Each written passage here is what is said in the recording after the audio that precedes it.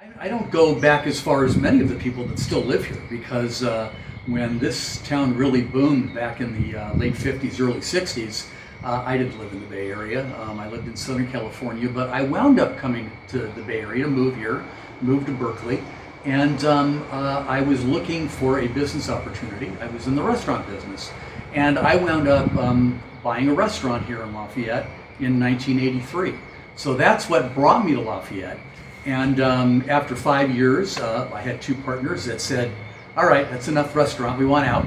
I stayed in the business and wound up continuing to have jobs in the industry, whether it was at the Lafayette Park Hotel or a couple of the local businesses here, that I stayed in the restaurant business, and I always seemed to wind up back in Lafayette, so enjoyed all of it. That's great. And so, tell folks what the Chamber does. How's the Chamber in Lafayette work? So they say when you meet a chamber, you've met one chamber. You know, not every chamber is a little bit different, and I think our role and our mission, really matches the city that we're in. So in Lafayette, 25,000, 24,000 people, and we have 700 members in our chamber. We're one of the 10 largest chambers in the 5 Bay Area counties. Lafayette's a great place to do business, but also what's really interesting is well over 2/3 of our businesses here that we represent are businesses of 1 and 2 people. So it truly is small business. So we represent the small businesses here in town. We represent them before government. We advocate for them.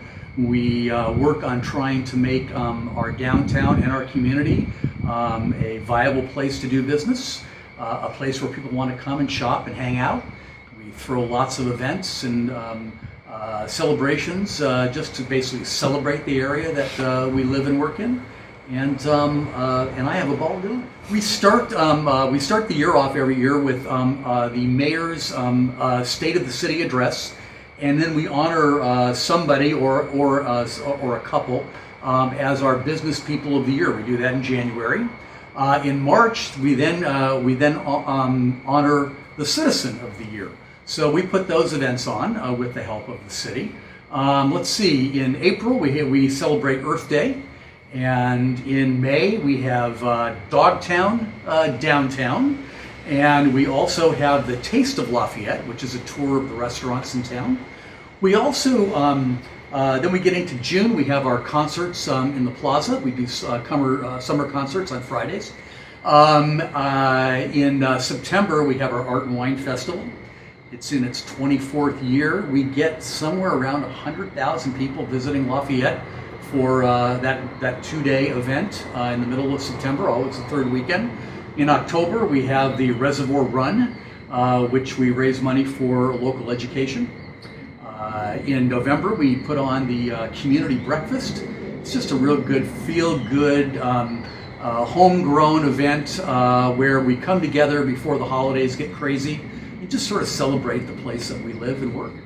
And then in December, we have It's a Wonderful Life in Lafayette, which celebrates sort of the beginning of the shopping and holiday season, and takes us right into the holidays. I think one of the unique things that makes the Lafayette Chamber really special is that almost everything we do, we collaborate with the different groups and organizations in town.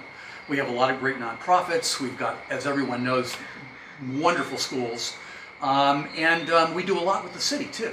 So on a lot of these events and the different projects that we work on, we're always sort of trying to do that with somebody else in mind, that maybe perhaps somebody else in town can benefit from. Lafayette is known for its green hills and its great schools. And I think it really sort of starts with the love of the geography, of where we are, where we live. We're just in the heart of the Bay Area. It's incredible, it's beautiful. The trails, the reservoir, all of the outdoor activities that just lend to so much fun for the people that live here.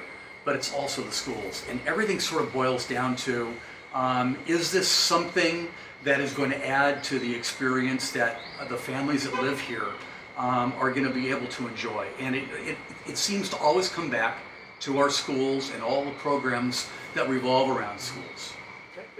And since the chamber is so involved with the business community, just characterize the business community in Lafayette for us. Well, it's the business community is, like as I mentioned, it's a lot of small businesses.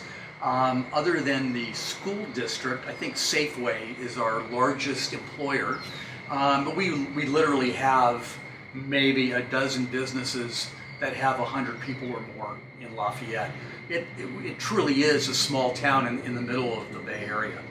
And I think the spirit here is these people they're entrepreneurs. I mean, they get up in the morning and they work all day and they go home tired. And it's not easy to thrive in the